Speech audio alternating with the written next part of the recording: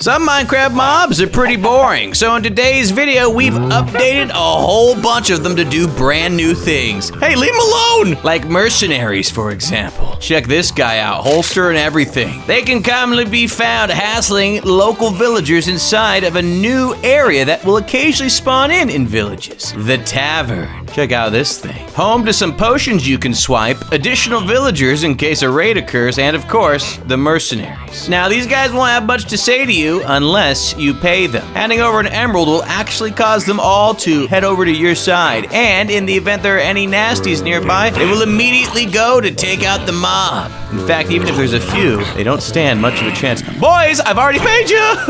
Perfect! Thanks for the help. But I'm curious, can we get a bunch of zombies to outpace these mercenaries? I'm curious to see how 3 mercenaries will do against a group of these guys. Oh, looks like they actually brought some backup, in fact.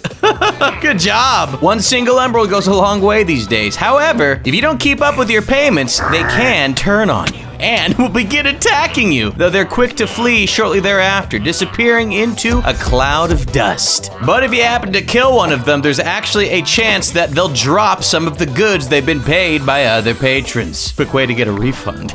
And then some. I gotta say, a little less boring than your typical villager. However, it gets even less boring. Like if you happen across a Coven of Witches. And while we've disabled their spawn for now, you'll occasionally happen across a new structured area that looks a little bit like a summoning circle. And you'll see a campfire in the middle, as well as normally 3 Coven Witches. And when they begin their summoning ritual, the sky will turn black and the snowfall will begin to fall. And any mobs that happen to be in the area better watch out, because they will immediately be struck with lightning.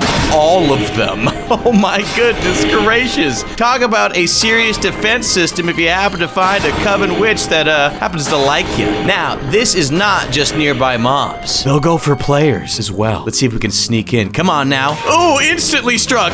And you won't be able to stop the lightning until you've taken out all of the witches. So I'd recommend not taking these on unless you're either willing to die multiple times or you happen to have some healing potions on you. But upon defeating them, you'll get something very special. It's known as the Eternal Splash Potion of Transmogrification. You can use it on mobs to turn them into things like kitty cats, come back, cows, axolotls, even Enderman. You silly guy. Oh boy. Change!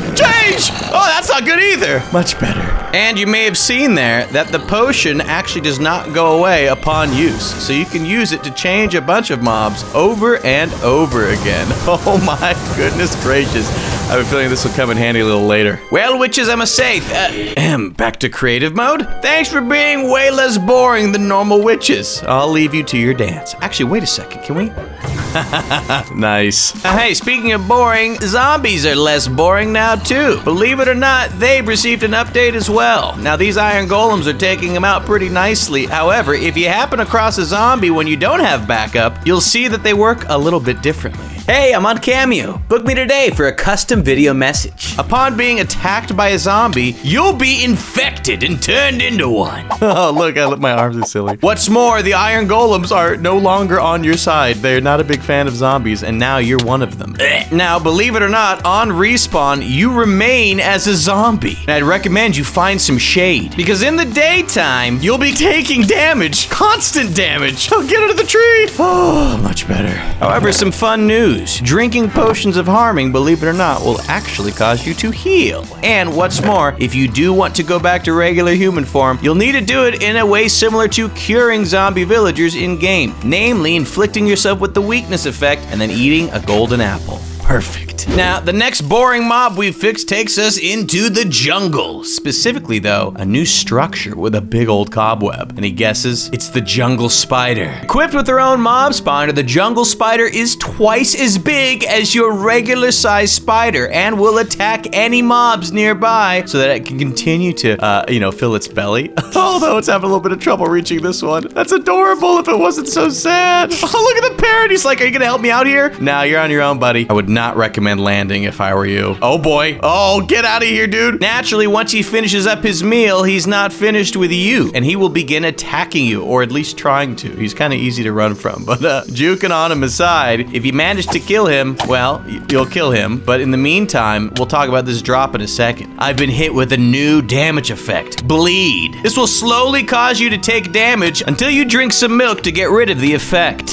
Thankfully, I had some on me. Now about this drop. It's a special new item known as silk, and you can use it to make new armor. A nice white shirt. Now, this isn't much better than regular leather, but for those of you out there that don't like killing cows, this is an alternative to collecting leather. And yes, for the record, the transmog will work on these guys as well, to some interesting effects. Big, real big. Look at the size of this kitty cat.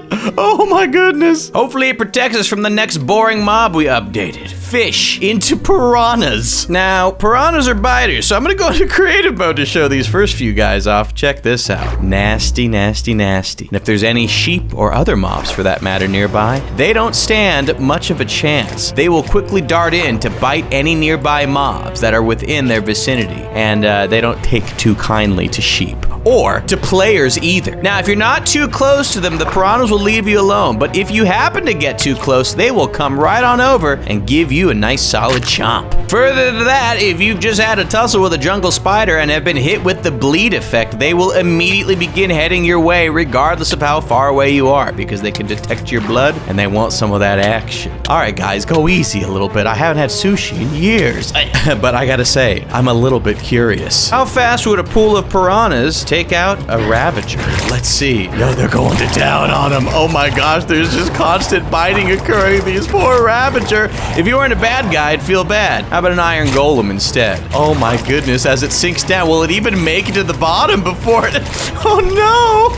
Almost there. They don't go too deep down, and he's gone. Piranhas are the last thing I'd consider boring. Frogs, though, pretty boring. Until now. Introducing the poison dart frog. Now, these can spawn from time to time in place of normal frogs and are prone to attacking each other because they are a very territorial creature in real life, and why not bring that feature to Minecraft as well? Not only can you maybe find some entertainment in watching them battle, but if there are any mobs nearby, they will from time to time attempt to tussle with the frogs. It's not always guaranteed, but if you happen to see a zombie head for one, he had better watch out because there is a high chance of him being immediately poisoned. The ultimate battle, zombies versus frogs. I hope the frogs win because we're gonna need a couple to show off the other effect that poison dart frogs have. Namely, if you happen to have any arrows nearby, check this out. You can actually walk right up to a poison dart frog and right-click with an, hey, come back. Right-click with an arrow to immediately poison any arrows you have on you. And if you look at my stack here, you'll notice that we can poison any amount of arrows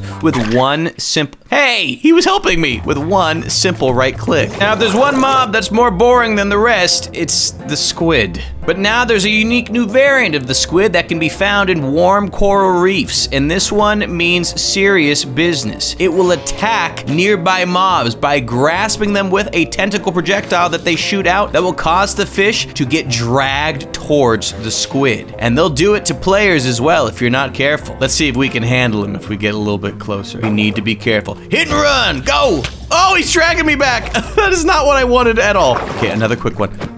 See, look, he's trying to get me. He missed, but look at that. Instantly get grabbed, and then a huge swipe from his tentacles to take me out. Oh, man. I say we spawn in a few of these things. Now, you'll note that the squids don't actually attack each other or their normal squid counterparts. But if we were to summon in a couple iron golems, you'd see that they will bounce between all these different squids as they start attacking the iron golems, dragging them down, and then essentially punching them. It's almost like they're volleying them between one another. These poor golems have not had a good day in this video. But speaking of this video, a very nice like rating would be appreciated if you'd like to see more mob creations. And floating squid, apparently. Very nice. And when you think of husks in Minecraft, you probably just think of essentially brown zombies. boring. But now husks have received a little bit of a change. A husk is technically a shell that sometimes contains something else. And in this case, the husk contains a possessed spirit. And if you're not careful, this spirit will, believe it or not, go to nearby cacti and turn them into additional husks. Oh boy, we've got company now. Take this guy out, very good, and watch out for the spirit because he'll begin transmogrifying any nearby cactus into additional backup.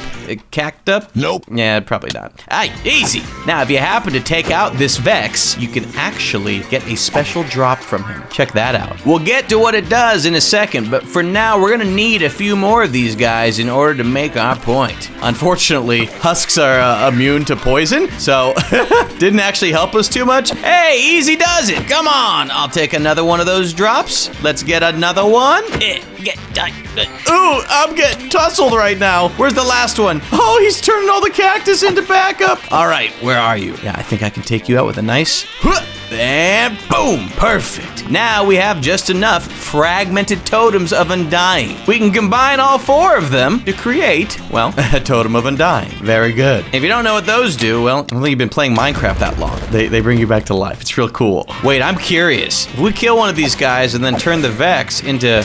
Whoa! Well, I've seen it all. Actually, I haven't yet, because cows are boring too, but bulls are a little bit more exciting. These large bovines are easily angered by red carpets, which we happen to have one of right here. Let's antagonize. Now, first and foremost, get a look at this guy. Nice nose ring. Those are really in these days. It looks a little bit better on the bull, I'd say. If any mobs happen to be nearby that are in the way of this red carpet, well, he's gonna have some serious fun with those zombies. Oh boy, staring him down. Do your thing. Man, that is a huge stampeding charge that we just saw there. Very nice. Now, you, as the player, are not necessarily an exception. Right now, guy's chilling. But if I were to place this carpet down, he's gonna start coming for you as well. Oh my goodness, that is quite some knockback. I am not sure if this is a... Oh, well, maybe we get rid of the carpet, huh? Come on! You're nice now, right? Okay, perfect. But he won't be that nice either if you decide to try and saddle him up, which you can do, and ride him. He will buck you off immediately. It's kind of sad. This would be the coolest mountain game ever.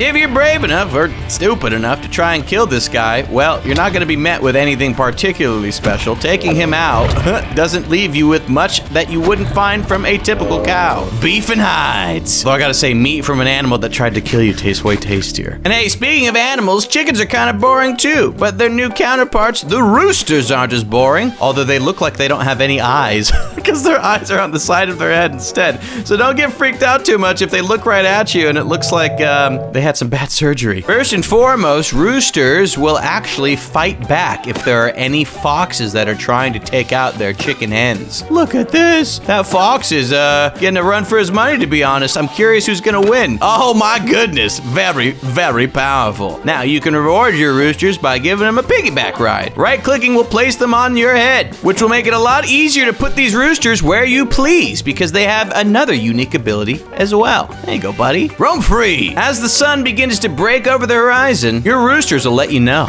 Ah-ha-ha, the ultimate alarm clock for any cave spelunkers that have built out underneath their village or their base, because you can take them with you anywhere.